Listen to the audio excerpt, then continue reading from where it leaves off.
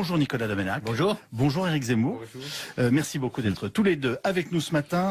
Avant de vous donner la parole et de la donner aussi à nos auditeurs, je rappelle qu'on publie ce matin une enquête qui est avec des chiffres absolument terrifiants concernant le président de la République. Et c'est d'ailleurs la question qui est posée à la une du Figaro ce matin, mais pas seulement, que à mon avis beaucoup de Français se posent. Peut-il encore être candidat? Eh bien, je vous la pose. Alors, Nicolas Domenac. Au gare aux prophéties, hein, quand l'heure est pas venue, c'est pas encore l'heure. Hein. Tant qu'il y a du combat, eh ben il y a du combat à livrer. Donc c'est dans plus d'un an. Je vous rappelle aussi qu'il y avait eu des prophéties terribles qui ne se sont pas vérifiées. Hein. Chirac Balladur, Éric Zemmour qui est ici nous avait prophétisé la fin du Parti socialiste 3 ans avant que Hollande soit élu. Eh oui, 3 ans avant que soit élu. Donc j'espère un peu trop d'avance. Oui, un peu trop. Et j'espère qu'il sera plus modeste, en tout cas cette fois-ci, dans ses prophéties macabres. Donc il y a effectivement un sondage rude, le plus rude de tous, hein, et qui est difficile à encaisser. Oui, qui marque un rejet très certain. Mais enfin, je vous rappellerai que il y a quand même une gauche en France encore. On le voit avec l'élection de Nantes, la partielle, je veux dire, qui est un sondage en grandeur nature, où dans ces circonstances épouvantables pour la gauche, le candidat de gauche arrive en tête. Donc n'enterrons pas trop vite et que les croque-morts, au fond, se calment un petit peu. Tout n'est pas joué, nous dit Nicolas Domenac. Éric Zemmour peut-il encore être candidat? Bon, c'est pas, la question ne se pose pas. Il sera candidat. Ça, c'est juste. Personne ne peut l'empêcher. Deuxièmement... Donc la gauche perdra, oui, à la lumière des éléments d'analyse qu'on a en ce l'élection présidentielle est moment. déjà faite. C'est le candidat des Républicains qui a gagné l'élection présidentielle. Vous voulez dire qu'il L'élection fera présidentielle, vous voulez c'est donc les dire qu'il primaires. fera perdre la gauche? Oui, mais la gauche a perdu, de toute façon. De toute façon, si vous voulez, on a bien vu lors des régionales, la gauche représente tout mouillé 30% des électeurs. Donc c'est pas avec ça qu'on gagne des élections. Le sondage est intéressant d'ailleurs parce que cette gauche de 30% se divise en deux parties égales, quasiment. Alors que c'était pas le cas au régional. Les candidats du PS avaient encore 20%, 22%. Là, avec Hollande, on est à 14-14, vous avez vu, avec Hollande et Mélenchon. Jean-Luc Mélenchon a à peu près Voilà. est à un point du président de la République. C'est dire que Hollande est plus mauvais que les candidats de la gauche au régional. Là, c'est surtout que Hollande est bas, là, parce c'est que ce que je dis. l'extrême gauche a toujours fait entre 10 et 14 au total, les extrêmes gauches. Avec le, voilà. avec le Parti communiste a au baissé. moins, voilà. Donc le Parti Oui. communiste a en partie disparu. Bon, oui, mais tu as bien vu c'est que des proportions, mais lors des régionales, l'extrême gauche n'a pas fait ces scores-là. c'est vrai. Non, mais... Maintenant, effectivement, je connais comme Nicolas les précédents, Chirac à 12% en janvier 95, C'est bien de s'en rappeler. Mitterrand qui était aussi battu en 80, je connais tout ça. Et c'est évident que ça doit nous faire réfléchir. Mais là, je pense que l'élection présidentielle est pliée et qu'elle se jouera dans la primaire des Républicains. Ce qui pose un vrai problème démocratique et institutionnel. Et ce qui nous permet de rappeler qu'alors lui, Alain Juppé, aujourd'hui, caracole en tête, il bat tout le monde dès le premier tour. Et c'est la déroute des zémouristes et compagnie, parce qu'au fond, Juppé, c'est la droite, c'est l'identité heureuse, c'est tout ce qu'il a combattu, et au fond, qu'il amène d'ailleurs. Le succès de Juppé, il est en grande partie dû à des gens comme Éric Zemmour, à l'extrême droite, à Sarkozy, parce que Juppé a un moteur à triple propulsion. Le rejet de Hollande, le rejet de Sarkozy, et le rejet de l'extrême droite repli sur soi, dire la fin de l'ouverture sur le monde. Donc c'est la défaite de Zemmour. Vous ne saviez pas, vous aviez fait en fait... Déjà l'élection. Voilà, vous avez déjà fait perdu. l'élection, et c'est grâce à vous qu'Alain Juppé va être élu président de la République. Exactement. Bah oui, si Juppé gagne, Zemmour a perdu. C'est mathématique. Non. Ah bon? Non, parce que tu confonds, mais c'est normal, tu confonds majorité partisane, majorité politique, avec majorité idéologique. Et là, nous sommes effectivement, je te l'accorde, dans une impasse politique. C'est-à-dire que cette impasse politique est définie par le même chiffre, 70%. Si tu vois tous les sondages depuis des années, 70% sont d'accord avec nombre d'idées que tu qualifies de populistes, de repli sur soi, etc. Moi, que je qualifie de patriotique et de volontaire pour sauver la nation menacée. Mais chacun aura son vocabulaire, peu importe. En tout cas, tous les sujets sur l'islam, l'immigration, la laïcité, la République donnent à peu près 70% dans le sens de plutôt ce que je défends. Et c'est là où je te l'accorde. Tu as tout à fait raison, et depuis les régionales, c'est clair. Il y a aussi 70% des gens qui ne veulent pas de Marine Le Pen pour incarner ses idées, en tout cas pour les mettre en œuvre. C'est ce que j'appelle une impasse politique. Ça ne veut pas dire qu'il y a une majorité idéologique pour l'identité heureuse de Juppé. Je pense que ça sera son boulet. Au grand jury RTL, Le Monde, le Figaro, LCI, hier, Marion Maréchal Le Pen dit finalement Alain Juppé, il n'est pas de gauche, c'est Macron en plus vieux. Macron, c'est Juppé. Enfin voilà, elle l'a dit dans l'autre sens. Hein. Oui, c'est ça. Oui, vous le percevez comme tel? Ah, moi, pas du tout. C'est une façon de discréditer l'un avec l'autre, je ne sais pas. C'est une façon d'enfoncer l'un avec l'autre et réciproquement. Enfin bon, c'est dans ce sens-là. Non, la thèse de Marion Maréchal Le Pen, qui j'imagine est celle d'Éric Zemmour aussi, c'est qu'effectivement, Juppé serait le candidat de la mondialisation, de la gauche molle, des élites, etc. Pardon, Éric, je résume ta pensée. C'est déjà un scandale. Tu la résumes de façon schématique comme d'habitude, mais en l'occurrence, c'est vrai. Mais c'est tellement faux que c'en est aveuglant. Je veux dire, parce que vous regardez de près le sondage, au fond, il y a 23% des électeurs de gauche qui vont vers Alain Juppé. Ça en fait ça en fait pas un candidat de gauche pour autant, puisque vous avez 70% des candidats des électeurs républicains qui se prononcent pour Juppé autant que pour Sarkozy. Ça en fait plus que pour François Hollande.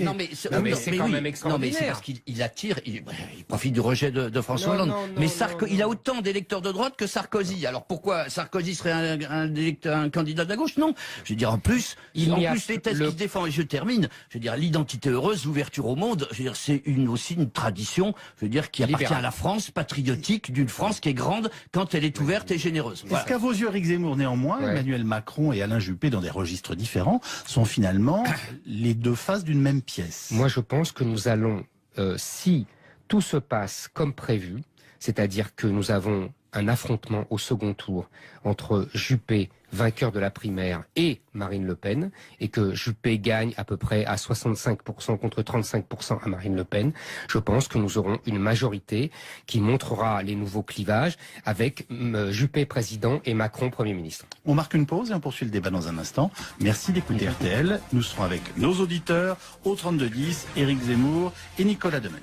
RTL 8h. Schéma Nicolas Domenac évoqué, ou en tout cas suggéré il y a quelques instants par Éric Zemmour, Juppé président et Macron Premier ministre, ça vous fait sourire? Oui, j'y crois pas un instant. Je pense que Macron est c'est une baudruche, c'est une figure passagère, un écran de projection des insatisfactions d'une gauche plutôt libérale qui se cherche un héros. On n'a pas quelqu'un qui vient se poser durablement. Je ne crois absolument pas. Pour moi, c'est plus exactement, c'est un Dahu, si vous voulez. C'est-à-dire que, vous savez, c'est l'espèce d'animaux qui fascinent les enfants, qui ont une patte gauche beaucoup plus courte que la droite, ou l'inverse. Mais en l'occurrence, c'est la gauche. Non, mais je pense qu'il n'existe pas davantage. Je veux dire, il n'y a pas de consistance. Qu'est-ce qu'il nous a fait à part les lignes d'autobus, et puis l'ouverture de quelques d'autocars, pardon, et de l'ouverture de quelques magasins du dimanche. Je veux dire, il y a de la consistance. Mais ça, je suis minimale. Je suis d'accord. Sur la fin de ton intervention, tu as tout à fait raison. Je mettrai une nuance, c'est que c'est une créature médiatique.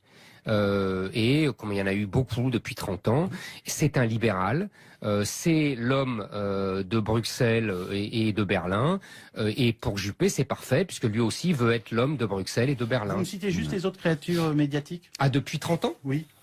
Michel Rocard, que je vous dise pas de bêtises, là j'ai des hésitations. Oui, non mais il y en a beaucoup, franchement. Non mais je pense, il y en a beaucoup de disparus, Delors, Delbar, à droite il y avait Noir, il y avait Léotard. Vous voulez dire, vous voyez ce que je veux dire? Il y en a beaucoup de gens qui ne représentaient rien électoralement. On appelait les popularités de papier, sous-entendu Simone Veil, Bernard Kouchner. Vous voyez? Voilà. Villepin était un peu Dominique de Villepin était un phénomène passager comme ça sur d'autres thématiques. On donne la parole à nos auditeurs, si vous le voulez bien, qui vont débattre et discuter avec vous. On commence avec François qui nous appelle de Strasbourg, dans le Bas-Rhin. Bonjour François.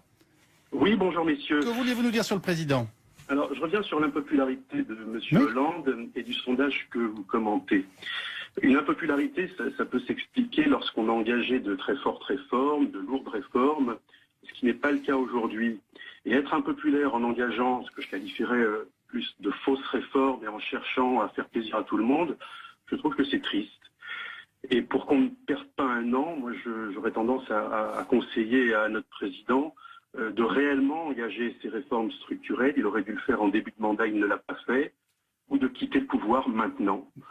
Se représenter, pour moi, c'est vraiment un non-sujet. Ce serait même indécent dans son cas.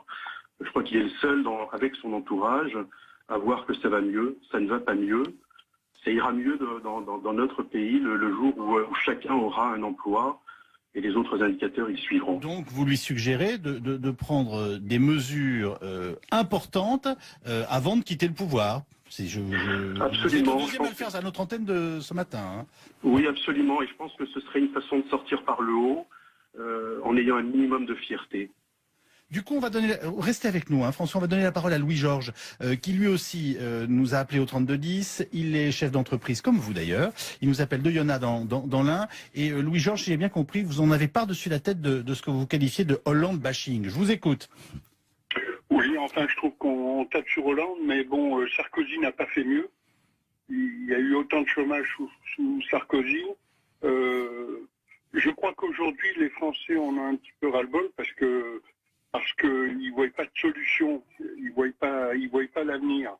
Donc, à mon avis, il faudrait que tous ces gens, y compris M. Juppé, parce qu'on parle aujourd'hui de M. Juppé, mais on oublie que les Français l'ont mis dehors il y a quelques années, qu'il a des casseroles derrière lui, qu'il a quand même fait voter une loi pour augmenter l'âge de la retraite, mais lui, il l'a pris quelques mois avant, à 55 ans. Donc on oublie tout ça. Les Français ont du mal à se souvenir. Donc il faut voter aujourd'hui pour un illustre inconnu. Il fera pas plus mal. Il fera peut-être pas mieux, mais il fera pas plus mal. Il s'entourera peut-être de gens compétents, pas des énarques. Et je pense qu'on pourrait peut-être faire repartir la France. Je crois qu'il faut le voir dans ce sens-là. Ben voilà deux points de vue de deux chefs d'entreprise radicalement différents. L'un qui a envie, en tout cas, de défendre en partie François Hollande en disant c'est pas pire que sous Sarkozy. D'ailleurs, c'est une partie des arguments qui a été utilisé par son ami Jean-Pierre Mignard ce matin au micro RTL d'Olivier Mazerolles. Et un autre auditeur qui nous dit qu'il faut qu'il prenne un train de mesures fortes avant de partir. Il est encore en capacité de le faire, Nicolas Domenech. Est-ce que dans l'année qui vient, le président de la République peut vraiment lancer des réformes? Je crois qu'il peut, il le doit. Hein. Il lui reste une année. Une année, c'est beaucoup. Vous savez, il peut se passer beaucoup de choses graves qui rassemblent autour du président, ou même heureuses. Il y a une contagion du bonheur. Hein. Je n'imagine pas que gagner l'euro suffirait à lui faire reconquérir le cœur des Français. Mais il peut se passer plein de choses. L'Europe, il va falloir rebondir sur l'Angleterre. Si elle quittait, c'est fort probable. L'Europe, il faudra bien redéfinir l'Europe. Il y a tout un tas de défis qu'il va devoir affronter. Et je trouve le premier interlocuteur tout à l'heure très sévère, parce que François Hollande a quand même fait des choses pas beaucoup mal. Il a fracassé sa gauche culturelle, il a fracassé sa gauche sociale. Mais justement, on peut lui reconnaître au moins le courage d'avoir pris son camp à contre-courant, quoi. Jean-Pierre Mignard disait tout à l'heure, la France ne va pas plus mal au moment où nous sommes qu'elle n'allait quand il l'a prise en main des mains de Nicolas Sarkozy. Alors, Éric Zemmour, l'année à venir, factuellement, la France va mieux? Factuellement, il y a plus de chômeurs. Si on s'en tient à ce critère quantitatif qui n'est pas qu'il a posé lui-même, qui n'est pas pour moi l'essentiel, mais en tout cas, voilà, on peut le dire ça comme ça. Donc pour lui, c'est pire. Maintenant qu'il n'ait pas fait mieux que Sarkozy, je suis assez d'accord. Ou pas fait mieux, ou pas fait pire. Pour moi, de toute façon, depuis 20 ans, il n'y a plus de vrai président de la République en France. Donc, c'est quoi un vrai président de la République? Un vrai président de la République, c'est celui qui est souverain. Or, nos présidents sont des premiers ministres. Ils ne sont plus souverains. La souveraineté est à Bruxelles ou à Berlin. Donc c'est là que se prennent les vraies décisions. À nous, on adapte et on adopte. Mais voilà. Donc quand d'ailleurs Hollande pose un acte de souveraineté, un des rares du quinquennat, qui est l'état d'urgence, vous avez vu les problèmes que ça lui pose. Sur ce point-là, on peut expliquer ainsi le score terrible qu'il enregistre dans les sondages après son émission. Parce qu'on a rarement eu une émission où le président était aussi absent. C'est-à-dire il n'y avait personne dans la chaise, personne dans le costume, et qui se laissait interrompre, foulé au pied. C'était incroyable. Qui ne renvoyait pas les Français et les journalistes dans leur camp, leur disant parler avec respect au chef de l'État. Là, je suis tout à fait d'accord, ça m'a frappé. Mais ça, c'était impressionnant. Je crois que ça explique. Oui, mais je plaisanterais mis à part. Je crois qu'il y a un moment de lucidité. Quand on était petit, on a vu le général de Gaulle à la télévision, quoi. Et alors, quand on voit ça, on se dit c'est pas possible que ces gens soient dans le fauteuil du général de Gaulle. Ce n'est pas possible. Ce n'est pas le même monde, ce n'est pas les mêmes hommes. Mais il reste un an. Mais il reste un an. Il reste un an, c'est la dernière idée de ce débat. On était très heureux d'avoir pu vous réunir ce matin. Éric Zemmour, Nicolas Domenech.